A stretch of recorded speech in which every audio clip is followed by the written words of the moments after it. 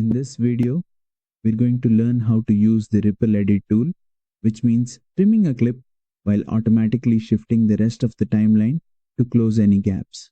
Normally, when you trim a clip using the selection tool, you might create an empty space on the timeline. The Ripple Edit tool removes that extra step by automatically moving the clips that follow. Let's start. Look at the toolbar near the timeline. You'll find an icon that looks like a bracket with an arrow. That is the Ripple Edit tool. Click on it to activate it. You can also press the B key on your keyboard to switch to it instantly. Now, move your cursor to the edge of a clip. Click and drag inward to trim the clip shorter. As you drag, notice that all the clips to the right automatically move left to fill the space.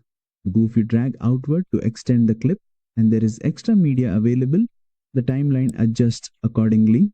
This tool is very useful when you want to tighten dialogue, remove pauses, or clean up your edit quickly without worrying about gaps.